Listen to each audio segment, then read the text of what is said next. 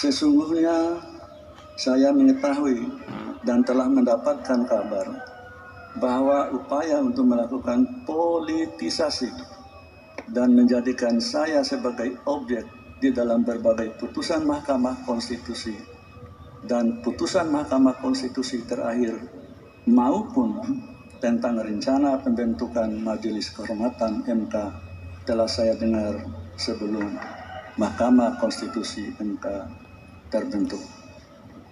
Jadi saya ulangi, telah saya dengar jauh sebelum Majelis Kehormatan MK terbentuk.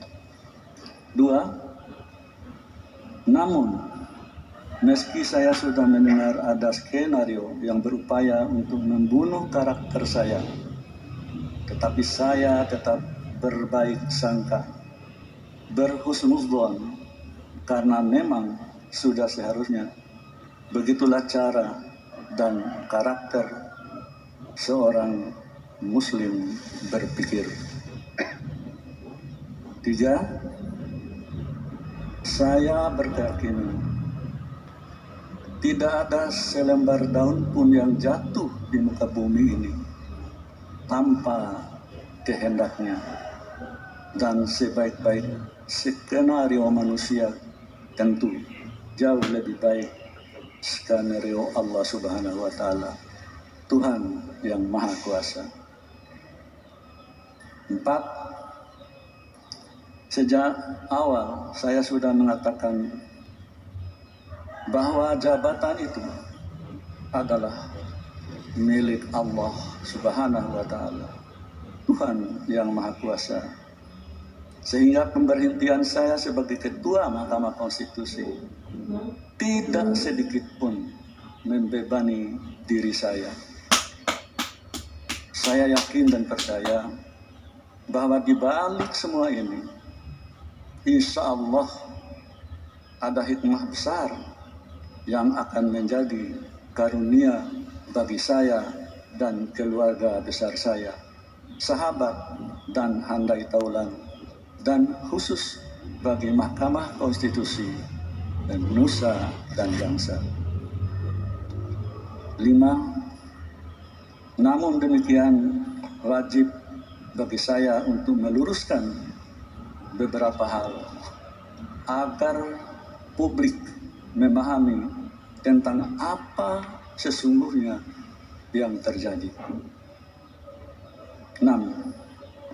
Yang pertama, meski saya mengetahui tentang rencana dan adanya skenario terhadap diri saya melalui pembentukan Majelis Kehormatan Mahkamah Konstitusi, saya tetap memenuhi kewajiban saya sebagai Ketua MK untuk membentuk Majelis Kehormatan Mahkamah Konstitusi sebagai bentuk tanggung jawab amanah jabatan yang diembankan kepada saya selaku Ketua Mahkamah Konstitusi. 7. Yang kedua, saya menyayangkan proses peradilan etik yang seharusnya tertutup sesuai dengan peraturan Mahkamah Konstitusi dilakukan secara terbuka. Hal itu secara normatif tentu menyalahi aturan dan tidak sejalan dengan tujuan dibentuknya Majelis Kehormatan yang ditujukan untuk menjaga keluhuran dan martabat hakim konstitusi, baik secara individual maupun secara institusional. 8. Begitu pula halnya tentang putusan Majelis Kehormatan Mahkamah Konstitusi. Meski dengan dalih melakukan terobosan hukum dengan tujuan mengembalikan citra Mahkamah Konstitusi di mata publik, hal tersebut tetap merupakan pelanggaran norma terhadap ketentuan yang berlaku. Namun, sebagai Ketua Mahkamah Konstitusi saat itu, saya tetap tidak berupaya untuk mencegah atau intervensi terhadap proses atau jalannya persidangan Majelis Kehormatan Etik yang tengah berlangsung. 9, yang merupakan ketiga, penting untuk diketahui dan dipahami oleh seluruh masyarakat Indonesia bahwa saya adalah hakim konstitusi yang berasal dari Mahkamah Agung yang telah meniti karir sejak tahun 1985. Artinya, sudah hampir 40 tahun saya menjalani profesi hakim, baik sebagai hakim karir di bawah Mahkamah Agung maupun hakim di Mahkamah Konstitusi sejak tahun 2011. Dan telah saya jalani tanpa melakukan perbuatan yang tercela.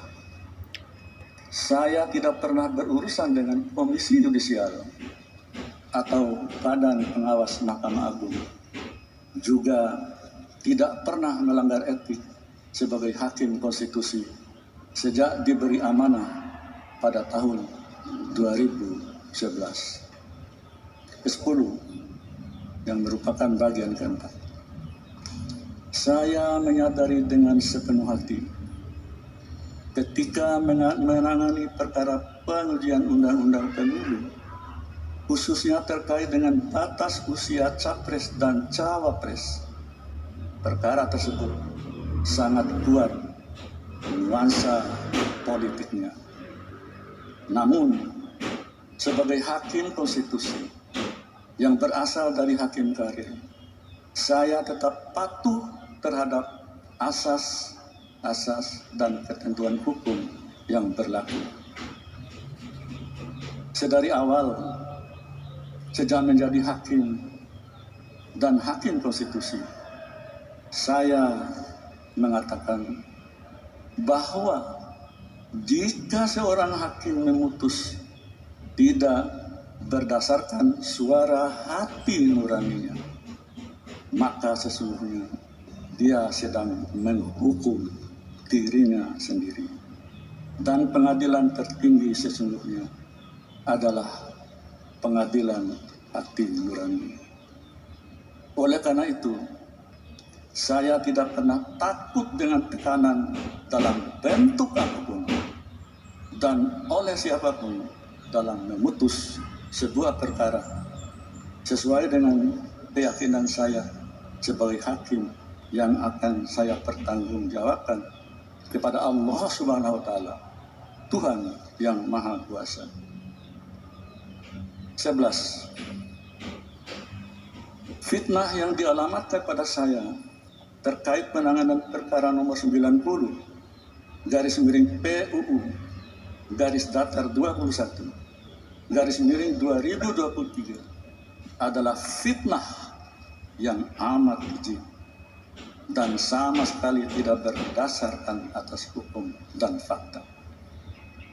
Saya tidak akan mengorbankan diri saya, martabat saya, dan kehormatan saya di ujung masa pengabdian saya sebagai hakim demi meloloskan pasangan calon tertentu. Lagi pula, perkara pengujian undang-undang hanya menyangkut norma, bukan kasus konkret. Dan pengambilan putusannya pun bersifat kolektif kolegial oleh 9 orang hakim konstitusi, bukan oleh seorang ketua semata. Demikian pula, dalam alam demokrasi seperti saat ini, rakyatlah yang akan menentukan siapa calon pemimpin yang akan dipilihnya kelak sebagai presiden dan wakil presiden, yang walaupun calon itu sudah ada di Lauhil Mahfuz. 12. Dalam penanganan perkara nomor 90 /PUU /21/2023 sebagai hakim karir, saya tetap mematuhi asas dan norma yang berlaku di dalam memutus perkara dimaksud. Terkait dengan isu konflik kepentingan, ini tolong dicatat, conflict of interest, supaya tidak terjadi salah persepsi rekan-rekan wartawan maupun seluruh rakyat Indonesia. Saya ulangi, dalam penanganan perkara nomor 90 garis miring PUU garis datar 21 garis miring 2023, sebagai hakim karir, saya tetap mematuhi asas dan norma yang berlaku di dalam memutus perkara dimaksud. Terkait dengan isu konflik kepentingan, conflict of interest, sejak era kepemimpinan Profesor Jimli Asyidiki dalam putusan nomor 004 garis miring PUU garis datar 1 garis miring 2003, kemudian putusan nomor 066 garis miring PUU garis datar 2 garis miring 2004, kemudian putusan nomor 5 garis miring PUU garis miring 4 garis miring 2006 yang membatalkan pengawasan Komisi Yudisial terhadap hakim konstitusi. Jadi sejak zaman Prof. Jimli, mulai tahun 2003 sudah ada pengertian dan penjelasan mengenai conflict of interest. Saya sambung.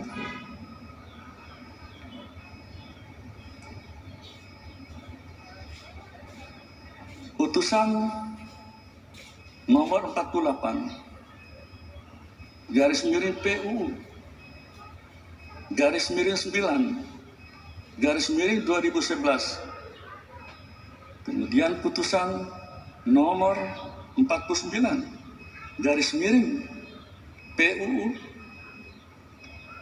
garis datar 9 garis miring 2013 di era kepemimpinan Profesor Dr. Mahfud MD.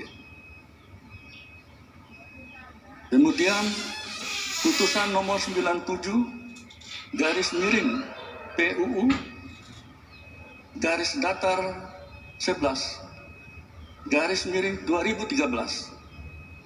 Kemudian putusan nomor 1 garis datar 2 garis miring PUU garis datar 12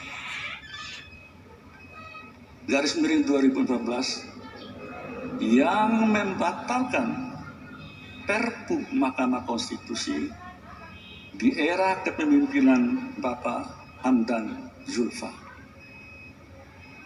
Lalu putusan perkara nomor 53 garis miring PUU garis datar 14 garis miring 2016.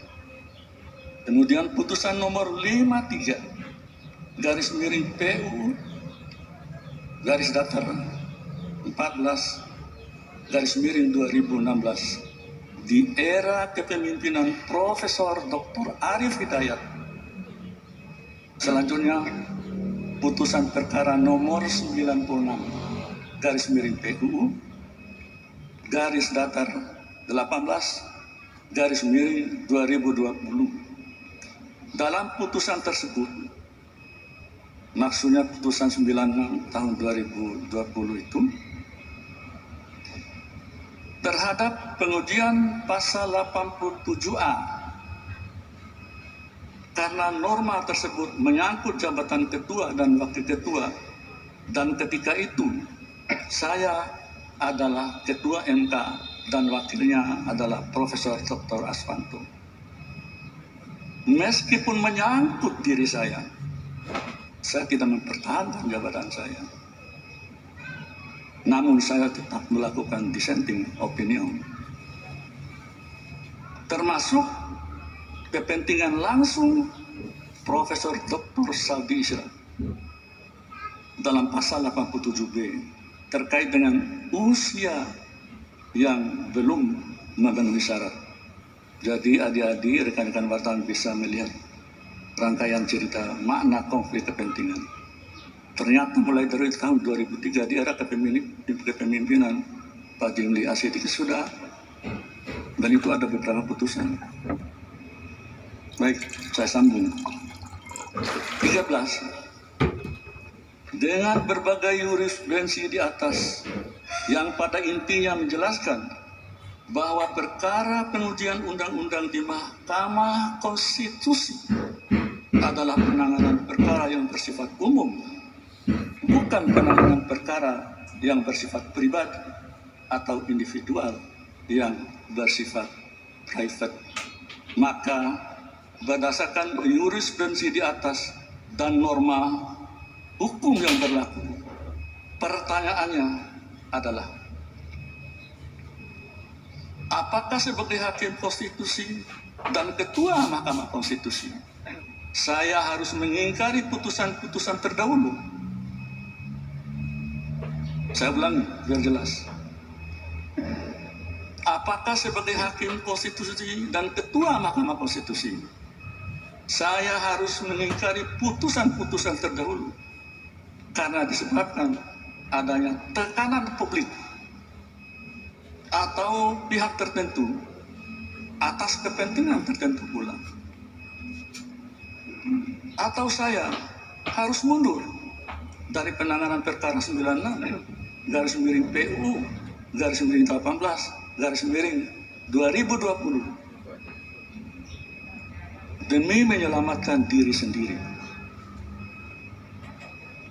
Sebagaimana saya jelaskan di atas, jika hal itu saya lakukan, maka sama halnya saya menghukum diri saya sendiri, karena tidak sesuai dengan keyakinan saya sebagai hakim dalam memutus perkara. Bahkan secara logis sangat mudah bagi saya untuk sekedar menyelamatkan diri sendiri dengan tidak ikut memutus perkara tersebut, karena jika niat saya dan para hakim konstitusi untuk memutus perkara tersebut ditujukan untuk meloloskan pasangan calon tertentu, toh juga bukan kami yang nantinya punya hak untuk mengusung calon presiden dan calon wakil presiden, dan yang akan menentukan siapa calon pasangan terpilih kelak tentu rakyatlah yang menentukan hak pilihnya melalui pemilihan umum. 14. Telah berulang kali saya sampaikan di hadapan publik nukilan ayat Quran dan kisah-kisah di zaman Rasulullah dan para sahabat tentang pentingnya berlaku adil, apalagi bagi seorang hakim. Namun fitnah yang keji justru datang kepada saya bahwa saya dianggap menggunakan dalil agama untuk kepentingan tertentu. Na'udzubillahi min dzalik. Padahal hal tersebut saya lakukan karena merupakan keyakinan saya sebagai seorang muslim dan berlatar belakang yang merupakan alumni pendidikan guru agama. 15. Saya tidak pernah berkecil hati sedikit pun terhadap fitnah yang menerpa saya, keluarga saya selama ini. Bahkan ada yang tega mengatakan MK sebagai mahkamah keluarga. Masya Allah. Mudah-mudahan diampuni oleh Allah Subhanahu wa Ta'ala. Namun fitnah keji yang menerpa saya bahwa saya memutus perkara tertentu berdasarkan kepentingan pribadi dan keluarga, hal itulah yang harus diluruskan. Seorang negarawan harus berani mengambil keputusan demi generasi yang akan datang. Jadi sebuah keputusan Mahkamah Konstitusi bukan berlaku untuk hari ini, tapi berlaku untuk generasi yang akan datang. Berbeda halnya dengan politisi yang mohon maaf, yang mengambil keputusan berdasarkan kepentingan pemilu yang sudah menjelang putusan Mahkamah Konstitusi, sekali lagi tidak berlaku untuk saat ini saja, tetapi berlaku untuk seterusnya. 16. Saat ini harkat, derajat, martabat saya sebagai hakim karir selama hampir 40 tahun dilumatkan oleh sebuah fitnah yang amat keji dan kejam. Tetapi saya tidak pernah berkecil hati dan pantang mundur dalam menegakkan hukum dan keadilan di negara tercinta.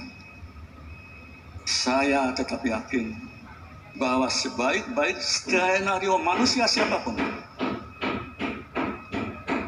untuk membunuh karakter saya, karir saya, harkat dan derajat, serta martabat saya dan keluarga besar saya, tentu tidak akan lebih baik dan indah dibandingkan skenario atau rencana Allah Subhanahu wa Ta'ala, Tuhan yang Maha Kuasa. 17. Saya hanya berpasrah diri kepada Allah Subhanahu wa Ta'ala atas fitnah dan fitnah yang keji dan kejam yang menimpa diri dan keluarga saya, serta diiringi selalu doa dan ikhtiar terbaik bagi kepentingan bangsa dan negara. Semoga yang selalu memfitnah, yang membuat isu, yang menyudutkan diri saya dan keluarga saya, atau yang mendolimi saya, diampuni oleh Allah Subhanahu wa Ta'ala, Tuhan yang Maha Kuasa. Mungkin itu adik-adik sekalian yang bisa sampaikan, dan lembaran atau catatan ini bisa nanti minta ke Pak Sekjen. Akhirnya saya mengucapkan terima kasih kepada adik-adik yang setia menemani kami dari sejak Mahkamah Konstitusi, terutama Majelis Kehormatan MK melakukan persidangan dan hingga hari ini. Demikian, terima kasih sekali lagi dan mohon maaf. Billahi taufiq wal hidayah. Wassalamualaikum warahmatullahi wabarakatuh. Ya.